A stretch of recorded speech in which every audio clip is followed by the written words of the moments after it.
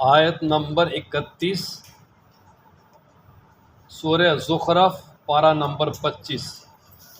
نحمدہ و نصلی علی رسولہ الکریم، اما بعد، اعوذ باللہ من الشیطان الرجیم، بسم اللہ الرحمن الرحیم۔ وقالوا لولا نزل هذا القرآن على رجل من القریتین عظیم۔ صدق اللہ العظیم۔ مشرکین مکہ ان کا ایک بنیادی اعتراض تھا، وہ یہ کہتے تھے کہ قرآن مجید جو اللہ کی طرف سے وحی ہے وہ کسی انسان پہ تو نازل ہی نہیں ہو سکتا، اس کے لیے تو کوئی فرشتہ آنا چاہیے تھا۔ اور پھر اگر ان کو یہ بتایا جاتا کہ دیکھیں پہلے جتنے بھی رسول آئے ہیں سارے کے سارے انسانوں میں سے آئے، تو لہٰذا اب زمین میں بستے بھی انسان ہیں، ان کی طرف انسانوں نے رسول بن کے آنا ہے۔ فرشتہ جو ہے وہ ان کے لیے آئیڈیل اور نمونہ بھی نہیں بن سکتا، وہ تو جنسی ایک نہیں ہے، اس کے لیے تو سمجھانا بھی بڑا مشکل ہے۔ اصلی شکل میں آئے گا تو لوگ استفادہ نہیں کر سکتے، انسانی شکل میں آئے گا تو پھر تمہارا وہی اعتراض ہوگا۔ پر اگلا دوسرا اعتراض ان کا پھر یہ ہوتا کہ بھئی یہ جو قرآن مجید ہے صرف ان پر ہی کیوں نازل ہوا ہے؟ یہ تو جو جڑواں دو شہر ہیں مکہ اور طائف، ان میں اس مکہ اور طائف کے جو بڑے سردار ہیں ان میں سے کسی ایک پر نازل ہونا چاہیے تھا۔ مثلا مکہ میں سب سے بڑا سردار مالدار جو ہے وہ ولید بن مغیرہ تھا، اور طائف والوں میں عروہ بن مسعود ثقفی تھے۔ ان کے بارے میں کہتے تھے ان دونوں میں سے کسی ایک پہ اترتا کہ یہ مال و دولت والے بھی ہیں، سب سے زیادہ دولت بھی ان کے پاس ہے، اور اسی طریقے سے یہ سردار بھی ہیں۔ تو اللہ تبارک و تعالیٰ نے پھر اس کا جواب دیا ہم پر تفصیلی کہ اللہ تعالیٰ فرماتے ہیں کہ اہم یقسمون رحمت ربک، کہ کیا یہ اللہ کی رحمت کو تقسیم کرنے والے ہیں؟ کہ یہ جو نبوت اور رسالت کا جو منصب ہے یہ رب ذوالجلال کی طرف سے بہت بڑی رحمت، بہت بڑی نعمت، اور اللہ کی طرف سے بہت بڑا انعام ہے، اور اس انعام کو رب ذوالجلال نے اپنے پاس رکھا ہوا ہے، اس کو کسی کو نہیں دیا کہ آپ تقسیم کر دیں، یا کسی کی چاہت پہ جو ہے اس کو تقسیم کر دیا جائے اور یہ دے دیا جائے کسی کو، فرمایا ایسا نہیں، بلکہ اللہ تبارک و تعالیٰ یہ جو منصب ہے اس کو عطا کرتے ہیں جس میں اس منصب کی لیاقت ہے، اور اس منصب کی لیاقت جو ہے اس وقت جو آخر زماں پیغمبر ہیں جناب نبی کریم صلی اللہ تعالیٰ علیہ وآلہ وسلم، صرف انہی میں تھی، ان کو اللہ تعالیٰ نے عطا کر دی۔ اور باقی یہ تو اللہ کی طرف سے بہت بڑا انعام ہے، اس سے اللہ تبارک و تعالیٰ نے تو کسی کی چاہت پہ یا کسی کے معاملے پہ رکھا ہی نہیں ہے۔ یہ تو درکنار یہ دنیا کی دولت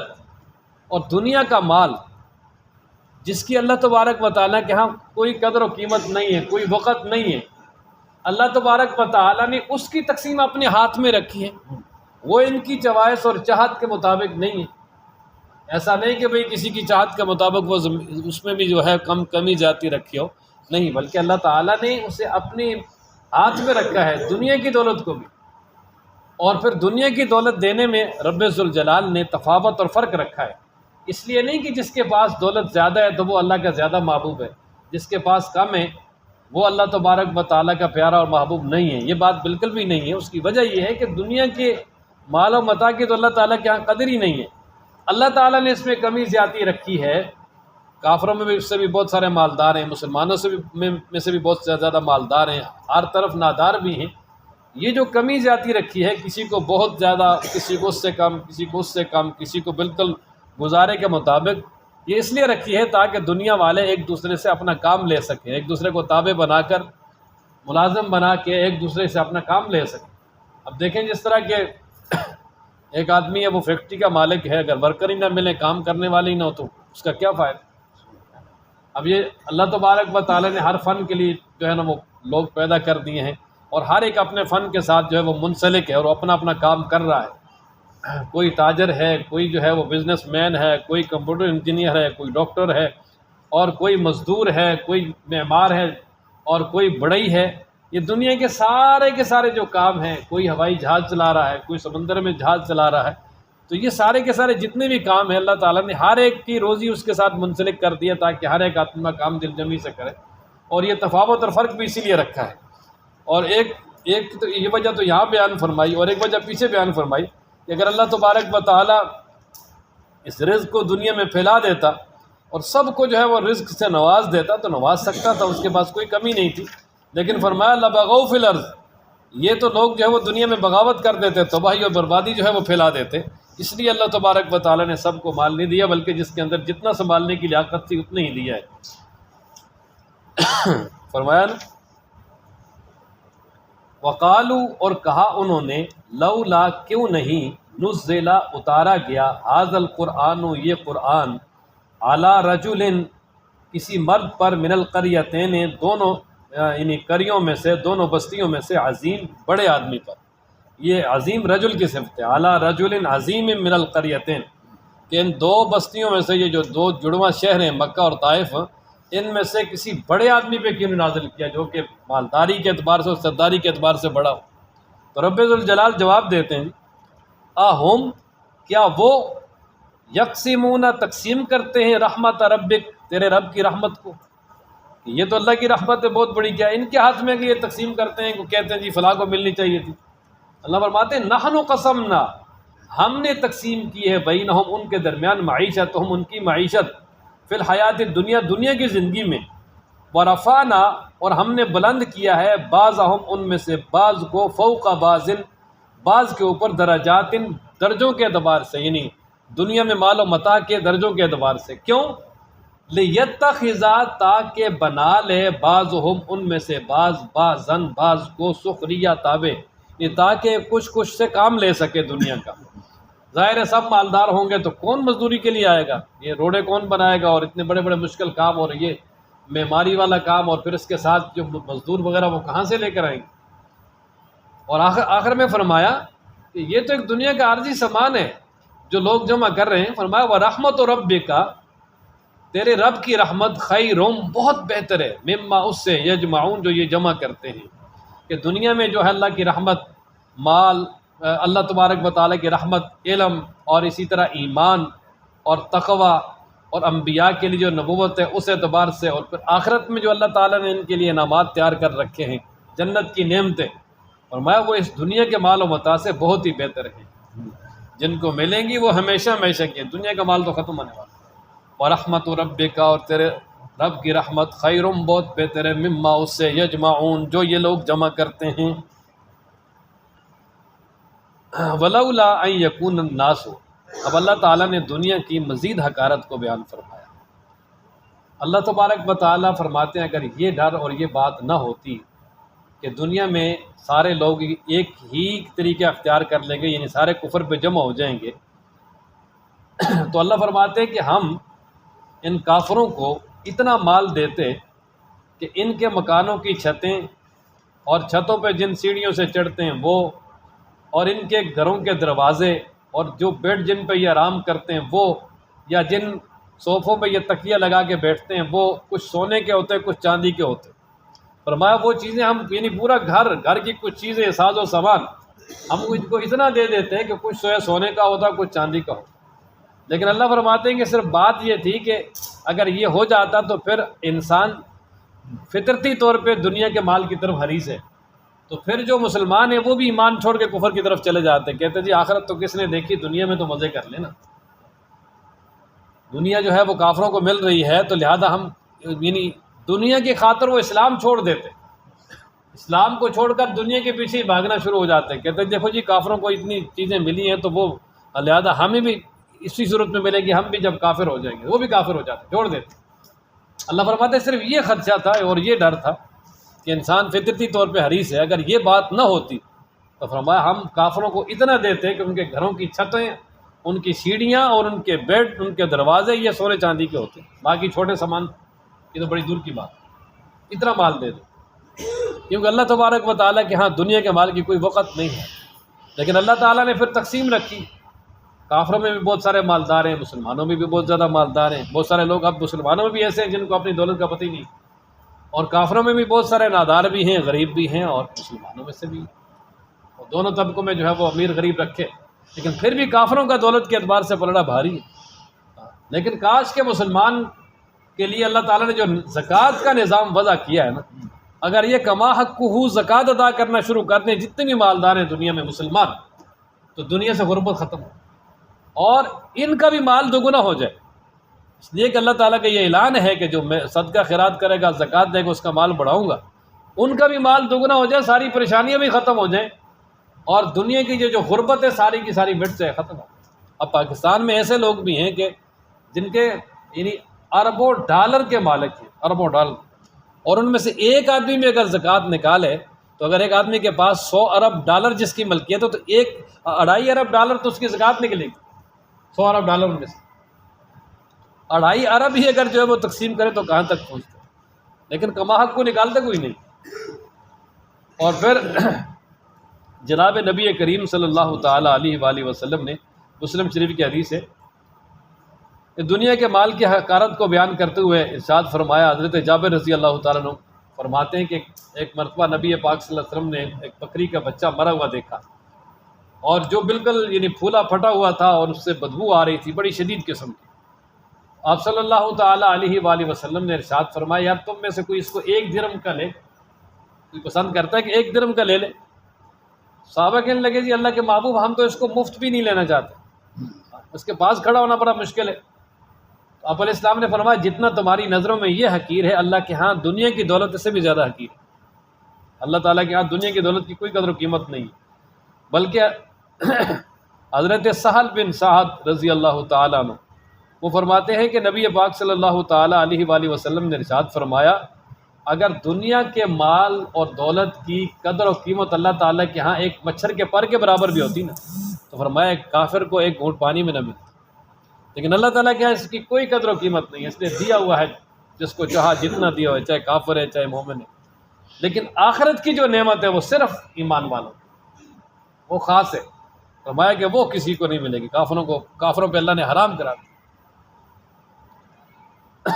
فرمایا نا وَلَوْلَا أَن يَكُونَ، اور اگر نہ ہو یہ بات کہ أَن يَكُونَ النَّاسُ کہ ہو جائیں لوگ أُمَّةً وَاحِدَةً ایک ہی گروہ، کہ لوگ ایک ہی گروہ بن جائیں گے، سارے کافر ہو جائیں، دنیا کے مال کی خاطر دین ہی چھوڑ جائیں، تو فرمایا اگر ایسی بات نہ ہوتی تو لجعلنا، تو ہم بنا دیتے لمن ان کے لیے یکفر جو کفر کرتے بالرحمن اللہ کے ساتھ، یعنی جو اللہ کے انکار کرنے والے ہیں ان کے لیے ہم بنا دیتے کیا، لبیوتہم ان کے گھروں کے لیے، سقفم چھتیں، من فضۃ چاندی سے، ومعارج علیہ یظہرون اور وہ سیڑھیاں بھی جن پر وہ چڑھتے ہیں، یعنی جن پر چڑھ کر چھت پر جاتے ہیں، ولبیوتہم ابوابا اور اسی طرح ان کے گھروں کے لیے دروازے بنا دیتے چاندی کے، وسرورا اور اسی طرح ان کے تخت اور بیڈ، علیہ یتکئون جن پر وہ تکیہ لگاتے ہیں، کہ ان کے وہ بڑے بڑے جو تخت اور صوفے ہیں وہ بھی جن پر تکیہ لگا کے بیٹھتے ہیں، فرمایا وہ بھی ہم چاندی کے بنا دیتے، وزخرفا اور سونے کے، یہ پیچھے فرمانا ساری چیزیں کہ ان کے گھروں کی چھتیں چاندی کی ہوتی اور اسی طرح ان کی جو سیڑھیاں جن پر وہ چڑھتے ہیں وہ بھی، اور ان کے گھروں کے دروازے بھی، اور جن تختوں پر یا جن بیڈ یا جن صوفوں پر وہ بیٹھتے ہیں وہ بھی چاندی کے بنا دیتے، وزخرفا اور سونے کے بنا دیتے۔ اللہ وَإِن كُلُّ ذَلِكَ اور بے شک یہ سارے کا سارا لما متاع الحیات الدنیا دنیا کی زندگی کا سامان ہے، یہ جتنا بھی بیان ہوا نا جی یہ دنیا کی زندگی کا سامان ہے، والآخرۃ اور آخرت عند ربک وہ تیرے رب کے ہاں ہے، یعنی آخرت کی نعمتیں سامان جو اللہ تعالیٰ نے تیار کر رکھا ہے للمتقین وہ پرہیزگاروں کے لیے، وہ صرف ان کے لیے ہے کہ جنہوں نے دنیا کی زندگی اپنی منشا کے مطابق نہیں گزاری، رب ذوالجلال اور اللہ کے رسول کی منشا کے مطابق گزاری۔ پرہیز کا مطلب یہی ہے نا جی، ڈاکٹر صاحب کے پاس ہم جاتے ہیں جی، وہ کہتے ہیں جی آپ کو کھانسی ہے، بخار ہے، زکام ہے،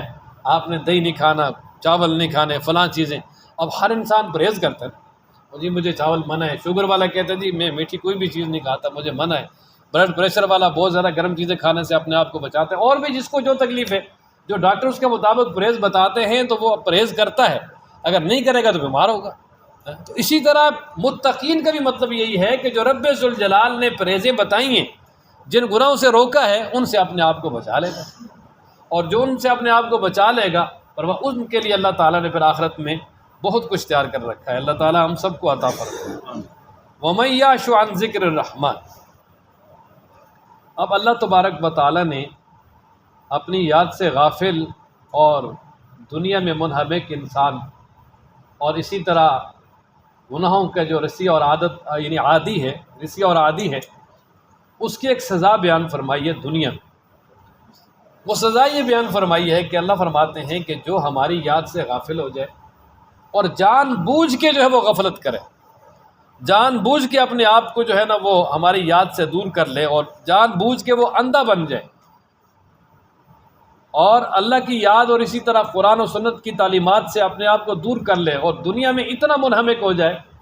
کہ ان کے لیے اس کے پاس ٹائم ہی نہ ہو، اللہ فرماتے ہیں اس کی نقد سزا یہ ہے کہ ہم اس پر شیطان کو مسلط کر دیتے، پھر شیطان اس کو گھسیٹتا ہی رہتا ہے دنیا میں اور پھر اسی دنیا کے مال میں لگاتے یہاں تک کہ پھر وہ موت آ جاتی ہے اور اسی حالت میں دوسرے گھر میں پہنچتی۔ جی، یاشو کا معنی اصل میں جو لغوی لفظی معنی ہے نا، اس کا معنی ہے اندھیرا اور کور چشم ہونا اور کم نظر آنا، اندھا بننا، ٹھیک ہے نا جی، اصل جو لفظی لغوی ڈکشنری معنی ہے۔ اور جو حاصل معنی ہے اس کا وہ یہ ہے کہ جان بوجھ کے اللہ کی یاد سے غافل ہونا، جان بوجھ کے اللہ کی یاد سے کیا ہونا جی، غافل ہونا، یہ اس کا حاصل معنی ہے۔ کیونکہ یعنی آپ یوں سمجھ لینا کہ اس نے جان بوجھ کے آنکھیں بند کر لی، وہ اندھا بن گیا، جس طرح پیچھے سورہ طٰہٰ میں گزرا ہے، سورہ طٰہٰ میں پیچھے گزرا ہے کہ اللہ تعالیٰ فرماتے ہیں وَمَنْ أَعْرَضَ عَنْ ذِكْرِي فَإِنَّ لَهُ مَعِيشَةً ضَنْكًا، کہ جو میرے ذکر سے راز کرے گا ہم اس کی دنیا کو تنگ بنا دیں گے، وَنَحْشُرُهُ يَوْمَ الْقِيَامَةِ أَعْمَىٰ، ہم قیامت میں اس کو نابینا کر کے اٹھائیں گے، اندھا کر کے۔ قَالَ رَبِّ لِمَ حَشَرْتَنِي أَعْمَىٰ وَقَدْ كُنتُ بَصِيرًا، وہ کہے گا یا اللہ مجھے اندھا کر کے کیوں اٹھایا، میں تو دیکھنے والا تھا۔ اللہ فرمائے کہ میری آیتیں تیرے پاس آئی تھی، ان سے تو اندھا بن گیا تھا اور ان کی طرف تو نے توجہ نہیں کی تھی، جان بوجھ کے پیچھے ہو گیا تھا۔ فَكَذَلِكَ الْيَوْمَ تُنْسَىٰ، آج تجھے بھی اس طرح بلا دیا جائے گا، یعنی تیری بھی کوئی فریاد رسی نہیں ہوگی۔ اور وہ تو آخرت کا عذاب بیان کیا تھا، تو یہاں دنیا کا عذاب بیان کیا، فرمایا وَمَن يَعْشُ، اور جو غفلت برتتا ہے، جان بوجھ کے غفلت اختیار کرتا ہے، عن ذکر الرحمن، رحمان کی یاد سے،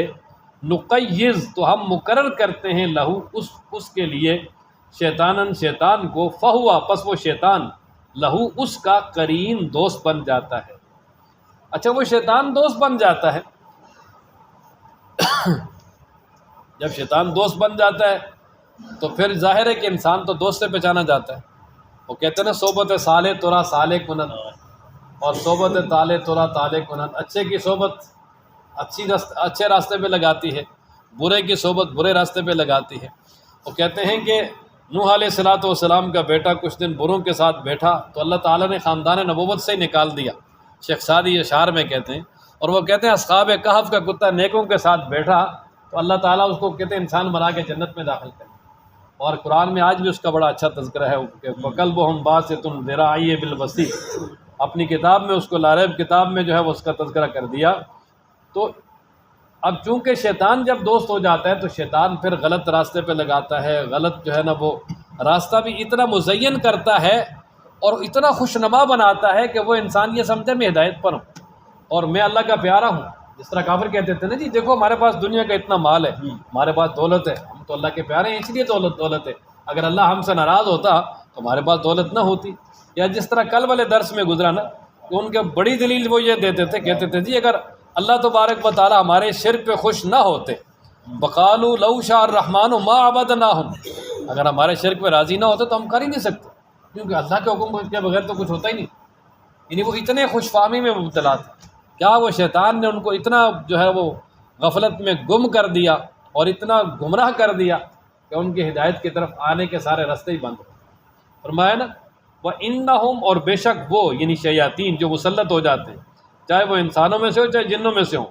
لا يَصُدُّونَهُمْ، وہ البتہ ان کو بہکاتے ہیں، دور کرتے ہیں، عن السبیل، سیدھے راستے سے، وَيَحْسَبُونَ، اور وہ لوگ سمجھتے ہیں، أَنَّهُمْ مُهْتَدُونَ، کہ بے شک وہ ہدایت پر ہیں، حالانکہ وہ ہدایت پر نہیں۔ اللہ تعالیٰ ہم سب کو قرآن پڑھنے، سمجھنے، عمل کرنے کی توفیق عطا فرمائے۔